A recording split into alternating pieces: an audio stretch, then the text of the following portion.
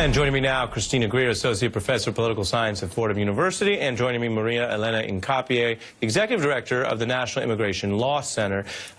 Christina, what do you think about what the DOJ is trying to do under Sessions and how they're already hitting at least some turbulence in federal court on police reform?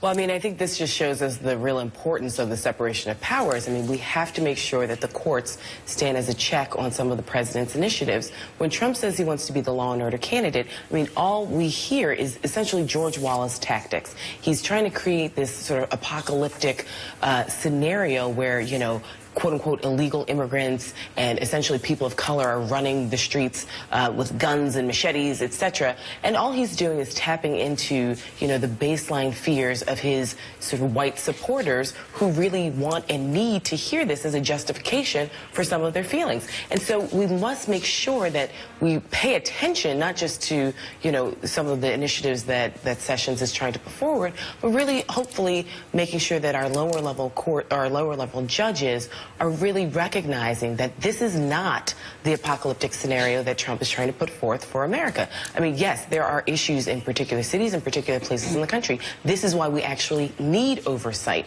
It's not just about a few bad apples. It's about structural inequities that have been consistent in police departments across the country that have been really detrimental to communities of color and poor communities for several generations, essentially.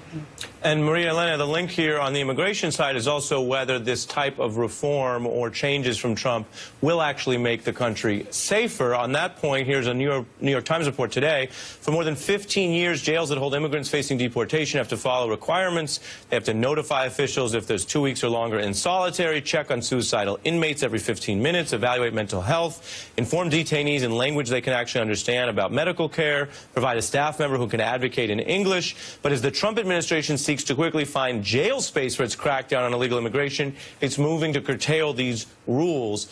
What do you see that as doing in both the safety and humanitarian context? Thanks, Ari. Yeah, no, we at the National Immigration Law Center are deeply concerned about this deportation force that Trump, Sessions, Bannon are trying to impose on our country. I mean, as you mentioned, and at the top he talked about being the law and order president. The fact is that law and order requires uniformity, consistency, and it requires that our laws applied in a non-discriminatory way. What we're seeing instead is prosecutors and law enforcement agents being deputized and basic due process rights being denied from people. It absolutely will make us all less safe. And what do you say to the Trump argument that these folks have violated some sort of law, that in many cases there are other crimes that either have been committed or that are at risk of being committed, and that this is basically a long overdue enforcement action? Well, let's talk, Ari, about what we're really talking about. Here, for the first time, it is wasteful and dangerous that federal prosecutors are going to have to prioritize a worker who is working without the proper documents, for example. That is not a violent offense. It is not what most people would consider a crime. And yet the reason that that worker is working without papers is because we have an immigration system that is broken. And remember, it's Jeff Sessions and people like him who have opposed reforming our immigration laws. And Christina, briefly, the last word on what you want to see going forward here. Well, I mean, I wish that we could get Jeff Sessions out. I mean, he was only confirmed with 52 votes from the Senate. I mean, I think what we hopefully will see are people on a more local level and, you know, sort of district attorneys, U.S. attorneys, even though he is, you know, sort of their head, really interpreting the law in a way that is much more equitable and not in this broken scenario of essentially fear-mongering that the president's putting forth. Christina Greer and Maria Elena Incapié, thank you very much for joining me, and we